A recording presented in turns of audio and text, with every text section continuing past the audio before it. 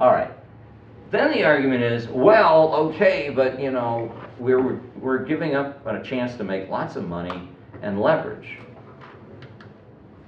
That is the percentage of shares owned by folks who are not American for Westinghouse. That's 100%.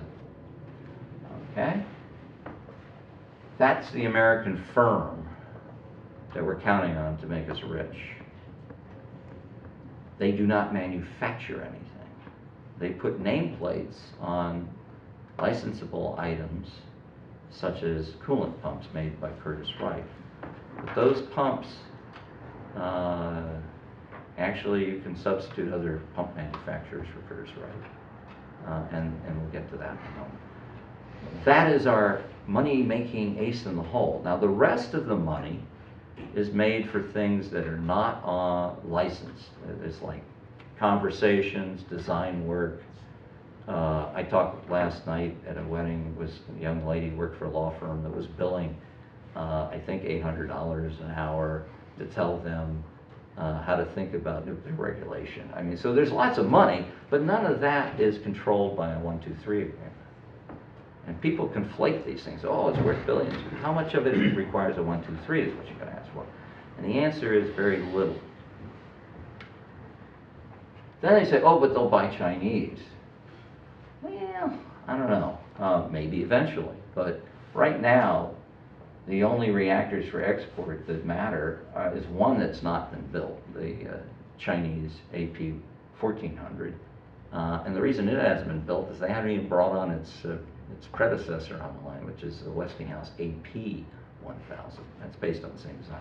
They're not going to probably be pushing that until we get some performance data, operational experience from what its predecessor is. The Hulong 1, meanwhile, is being looked at by the British. They may certify its suitability for operation in 2022. Why would you? Well, you know, maybe you feel lucky. Okay, here's the favorite argument. They'll buy Russian. Well, maybe. They've got a product. They certainly built it. Of course, it jumped off the grid in the first safety test in late 2016. But, you know, maybe you feel really comfortable with that. In addition, there is this problem that when you let Russians in, there's mischief. You know, the Turks are having a little bit of a time trying to figure out where the rest of the finance is going to come from, because they alienated the private financiers, 49% of the project. South Africans let the Russians in, and now they have a new president because of the corruption. Now, I don't know that that would be the case, and I don't think any of that's particularly a compelling argument. But I'll tell you one that I think is very compelling, and I managed to convince others of it. I'm not sure I'm right, but it sounds like I'm right. If you want to develop a bomb option, and oh, by the way, the Crown Prince pretty much said if Iran gets it on 60 Minutes, we got to get it as soon as possible. Why would you buy from the vendor that's helping your arch adversary in the nuclear field? Is it because you want them to spy on you and make sure that the Iranians know exactly what you're doing? Or are you just dumb? I don't think the Saudis are stupid people, okay? That's another thing that people can sort of say, oh, they can't do anything. How many times have we heard that one? Oh, North Korea, they can't do it. Pakistan's, they're too stupid. I don't think that's the way the world works. I think they're pretty smart people. Now, this is a leading candidate because it's being built in the UAE. It slipped a little. They found they didn't have the people to operate or regulate the darn thing. So it's probably opening late this year, maybe more likely sometime next year. But it's roughly on schedule, roughly on budget. It got certified and is operating in Korea, and it's, you know, it's got a safety record. And there's a construction crew, and they're right there in downtown Saudi Arabian Peninsula.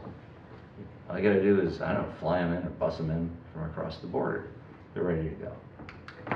I won't bore you with that. The other thing that's gotten zero attention is this thing. This is a small reactor. A small reactor, get this, is 100 megawatt electrical. Does anybody know what the first nuclear weapons production reactors, what electrical ratings roughly they were in? Oh, I don't know, it's France, Israel, North Korea, and India. About 10 megawatts. 10, maybe the most 30 at the most. 100? That's big. Big enough to justify either an overt enrichment program, or if you want to use it as a cover to buy kibbles and bits to assemble your own enrichment program, it might produce enough noise you'd never get the intelligence signal what the hell was going on. This thing, they claim, might be built in 4 years. I don't believe it, but it probably would get built for less, sooner, and not need as many people. This does not require 123. It's all Korean, indigenous. At least they argue that. And I think we have not said otherwise yet. Okay. Now to head this one off, but it could be that because we're not going to sell American, we need to have the gold standard. There's something a little different. Does everyone know what the gold standard is? Maybe I need to explain that. A show of hands of those that think they know what it is. Okay. Why don't you explain what you think it is? So, figure how to word this. Gold standard, I guess it pertains to whether or not countries with nuclear programs, to what extent they're allowed to enrich. Okay, that's roughly it, but let's put some clothing on the man. In 2009, we reached agreement with the United Arab Emirates, and we said you can have nuclear cooperation with us, and we will make sure that key American nuclear parts on our regulatory list go to the Korean machine, but only if you, legally and in a binding way, forswear enriching, reprocessing, manufacture of heavy water reactors, and you sign up to the additional protocol. And that's the gold standard. It was referred to as the gold standard for nuclear cooperation, non-proliferation conditions. We are not necessarily, it appears, are going to insist on this with this agreement with the Saudis. But perhaps we should encourage the Koreans to do so, particularly if they're not even going to buy American. Or maybe we should insist on the agreement even if we don't sell anything American, so that it covers everything. Because the standard 123, or nuclear cooperative agreement that the US has, the boilerplate, only covers American related equipment and material that's coming out of it or into it. It doesn't cover everything in the kingdom. Gold standard understanding would. Now, of course, the argument is, oh, well, we don't have leverage because they're going to buy Russian. Of course, I don't think they're going to buy Russian. But I don't know Senator Reid or his staff, but I'm trying to find out who works this there. Because he said in one sentence something that just struck me as profoundly correct. For this, I'm sure he'll be penalized or ignored. I don't know. But stunning. He said, I think the proliferation dangers of cutting a deal without an enrichment or reprocessing ban are so great we should be able to wield all the influence we have, which goes way beyond this one nuclear-related transaction, to insist upon the same standards we apply to the Emirates. I was asked at a hearing, I testified on this. You get the benefit of somebody who just testified. One of the Congress people, and you can get that, you should watch the whole hearing.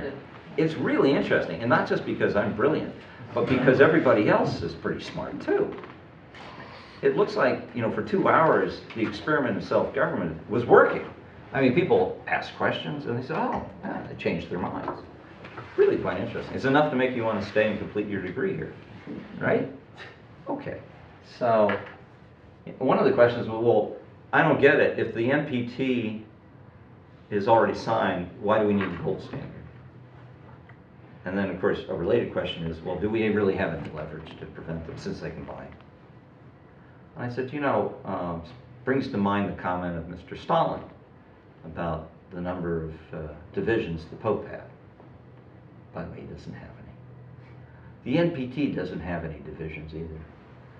The U.S. military, however, we do have divisions. And we occasionally come to the rescue of countries like Saudi Arabia.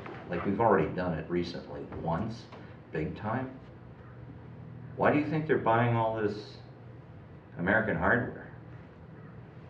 It isn't just because they like to buy American, it's like a brand name or something. It's because it locks us in. We don't have leverage? You gotta be kidding. And the senator understood it. And I didn't even talk to him. Because I like to say, medium-sized minds think alike. Yeah. I gotta believe we also have leverage over Korea. And what would be amazing is if we didn't use it.